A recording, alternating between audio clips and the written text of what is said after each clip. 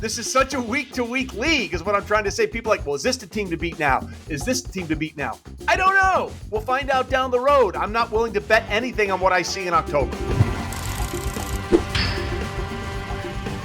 Welcome into another episode of The Chop Shop. I'm Trey Wingo here alongside my good buddy, Mark Schlereth. Here in The Chop Shop, we're partnering once again with our friends at Mercedes-Benz Sprinter Vans. Hey, when was the last time you seriously considered your dreams? I mean, come on, you used to think about them all the time. What happened? I say it's time that you and your dreams got back together. I mean, think about it. You could live the van life in a totally customized Mercedes-Benz Sprinter. You could tour all 423 national parks, build a mountain cabin with your dad, or even start up your own business. Really, whatever you want to dream up. And it's a Mercedes-Benz van we're talking about here, kids. So expect innovative safety features like crosswind assist and blind spot assist. Expect amazing performance and reliability with an MBUX voice command system, a 5-star dealer network, and an available gas engine. It runs like, well, a dream. So what do you say? Head to the Mercedes-Benz dealership and get that Sprinter van. Tell them your dream sent you. Hey everybody, what's up? Trey Wingo here. Welcome into Week 7 edition of The Chop Shop, where I sit down with my good buddy Mark Schlereth and take things down to the studs in the games that we saw over the weekend in the NFL. Stink, first of all, your Cincinnati Bengals are in first place in the AFC North this late in the season for the first time since 2015.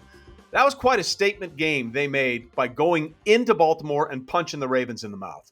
It certainly was. You know, back when I always go back to when I was playing, there was certainties in life. Like there was a certainty. Death was a certainty. Taxes was a certainty. You whip the Bengals' ass. That was also a certainty. And like, it blows me away because it was never a lack of talent, right? They were always a bad team. They were always drafting in the top 10. They always had really talented players. You know, you'd look at their roster when you'd be sitting in the locker room getting ready to play them, and you'd be like, man, they got 7 first-rounders on their defense. This team is loaded with talent.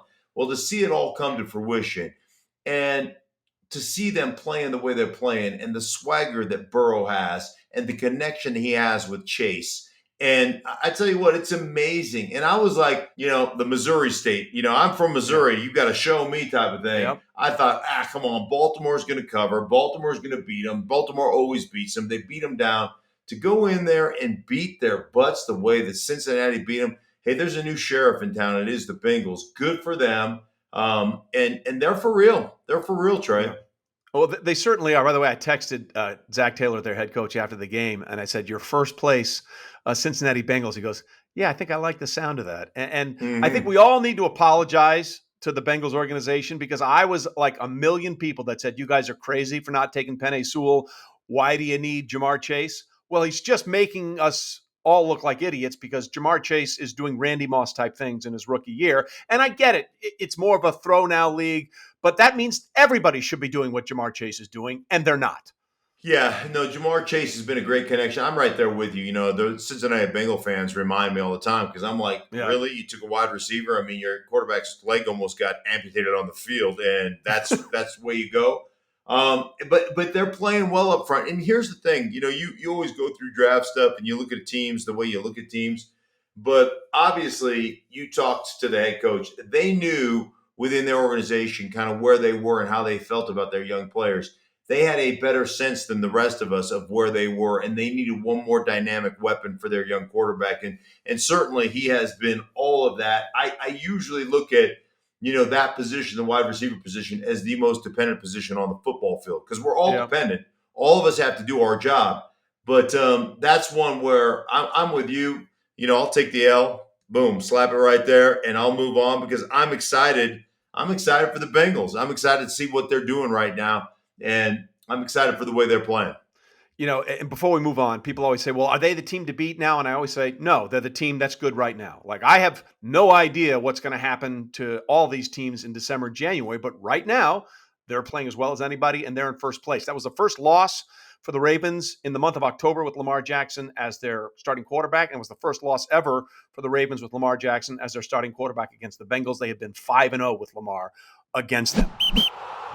The other statement game was the Tennessee Titans, who absolutely punched the Kansas City Chiefs in the mouth up and down all over that field. Now, Mark, there's a million people wanting to pile on the Kansas City Chiefs for a variety of reasons, and there's some things that are true and not true.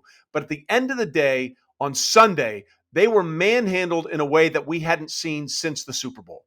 They really were. And, it's interesting. There's two thought processes here. So I went back and looked at that game. One was back when they were great, back when and they're still putting up a lot of points offensively, I'm glad. I'm going to get to that. Okay. All right. They're still doing it. I mean, we all act like somebody jumped out of a tree and cut off the unicorn horn off of Patrick Mahomes. No, the guy's still a freaking unicorn. Okay. So stop with that. But the bottom line to me is, what made them so good and so unique is they could get 5 guys out 80% of the time. So when you start doing the math, you got 5 offensive linemen and you got a quarterback. That's 6. Now you have 5 eligibles. And they could always get their 5 eligibles out. So they could hold up with Fisher on one side. They could hold up with Schwartz on the other side. They're not quite there yet, although I think they've made great additions there. They're not playing in sync like they were a couple of years ago. So that's one. The other thing is, if you look at them defensively, you look at the way they played that game. They lined up with 8 or 9 guys in the box and said, you're not going to run it. And yet Tennessee still ran it. Derrick Henry still ran it 29 times, only averaged 3 yards a carry. I think it was 29 for 86 yards. But the bottom line is it opened up everything underneath, all the little drift routes, all the little shallow crossing routes, all the little in-cutting routes. They were wide open the whole time because they said, you're not going to beat us running the ball. And here's the issue for Patrick Mahomes in this offense. If you know every game, you're probably only going to get 8 to 9 possessions instead of 12 to 13 possessions. And you also know that we got to hang 35 just to give us our chance to win. Instead of throwing one away when you've got the ball, it's your 4th possession, and saying, hey, man, I got to throw this away, live to fight another day. You're like, I got to fit this damn thing in there. Like, Patrick Mahomes is awesome. Now he's throwing 9 picks. That's un-Patrick Mahomes-like, but you're doing it because you have limited possessions because of the way offenses are approaching your defense, and you got to score 35 every game just to give you a chance to win. That's what's going on with Kansas City right now. That's exactly right. And I want to be clear. Everyone has a bad day, all right? The Chiefs had a bad day across the board. I don't think Travis Kelce is right. But when I heard people going into this game saying, well, they figured the Chiefs' offense out, let me just read you some numbers, okay? For all the people that think this is about the offense of Kansas City. Going into that game, the Chiefs this season through first 6 games had scored more points per game, had more yards per game, had a better third down percent conversion rate, had a better red zone touchdown conversion rate than any of the previous 2 years through 6 games when they went to 2 Super Bowls and won one of them. So I don't want to hear that garbage, okay? The biggest problem has been the turnovers. In 2019 through 6 games, they had 7. In 2020 through 6 games, they had 4. In 2021 through 7 games, they have 17, okay? Right. Hold on to the ball. Don't stop yourselves. That was the first game where somebody stopped them. It was the first game where they didn't stop themselves. So I think the Chiefs, if they just don't keep turning the ball over, I think they're going to be fine, even with that horrific defense. And let me just say one thing about Tennessee. Huge wins for them back-to-back weeks over Buffalo and Kansas City. They also lost to the Jets. So, this is such a week-to-week league is what I'm trying to say. People are like, well, is this the team to beat now? Is this the team to beat now? I don't know. We'll find out down the road. I'm not willing to bet anything on what I see in October. Hey, I'm with you on that. And the other thing, and I'll just leave it at this. Like the Tennessee Titans, to me, unless I'm mistaken, I haven't done one of their games this year, but I don't look at them as having what we used to call a war daddy. War daddy was a dude that you broke the huddle and you're like, where the hell is that guy? Like Aaron Donald. Where the hell is that guy? And how are we going to contend with that guy? And what are we going to do special to try to help take that guy away? You're never going to take him away 100% of the time. Like when they break the huddle, you shouldn't be afraid of going 5 one-on-ones. You go, we'll survive that. So, but Kansas City couldn't do that last week. They couldn't. I mean, there was constant pressure on Mahomes, and you're 100% right. They're turning the ball over. Part of that is because they're behind, or part of that is because they have to feel like they just got to score 35, 40 points every game. That adds to that. But you're right. They're putting the ball on the ground. What did you say, 19 turnovers? 17 games. Yeah, 17 turnovers. I think 9 interceptions for Mahomes. You're going to lose a lot of games when you turn the ball over. That's just the way the league works. Yeah, listen, I think half his interceptions bounced off people's hands. Like the one interception he had on Sunday, he hit Josh Gordon in this thing called the hands, and they still didn't make the catch, and it went to an interception. another team that is rolling right now, ever since that blowout loss week 1 has been Green Bay. They looked really, really good against Washington. And Washington was like, Andrew Brandt had a great tweet about this game. If one player could be the MVP for both sides in one game, it would be Taylor Heinicke, the Washington football quarterback. And I thought that summed up exactly how that game went. Yeah, I mean, they're trying to find themselves offensively. Washington is, and I mean, they make a lot of mistakes. They've got some young players. Heineke's one of those young players that can be brilliant at times, and then all of a sudden you're like, oh yeah, that's right. He's still a real young player, and he still makes real young player mistakes. But you're right about Aaron Rodgers. Aaron Rodgers is, you want to talk about just a freak show, and I love, and you and I have talked about this. We've talked about it on air. We've talked about it off air. Aaron Rodgers is done. I got people after week 1 when he laid the egg against New Orleans writing me and calling into my radio show or texting into my radio show. Thank goodness we didn't take him. He's selfish. He doesn't want it. He'd be terrible for us. Like, yeah. How does he look now? That dude is playing great football, and obviously Green Bay Packers are legit. They're a legit contender. Yeah, absolutely. All right, why don't we take a quick break, and we'll come back and talk about Tom Brady and the Mannings and a few other things. Stay with us on the Chop Shop. No two dreams are the same, but there is one van equipped to handle them all. For over 120 years, Mercedes-Benz vans have been built, upfitted, and ready to go because we believe dreams should never stay that way. Because those who find their passion drive their passion.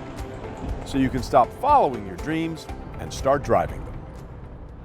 All right, back with us on the Chop Shop, Trey Wingo and Mark Schlereth here. And if anybody had a dream week, I think it would be Tom Brady for a variety of reasons. We'll get into the main reason in a second, but the Manning cast with Peyton and Eli and Brady was absolute gold this week, and it made an unwatchable game on Monday night extremely enjoyable. Yeah, I mean, Brady, just having Brady on there with those two guys was phenomenal. I love, I love the rapport between all three of them, right? And I love the way even Brady, who has become,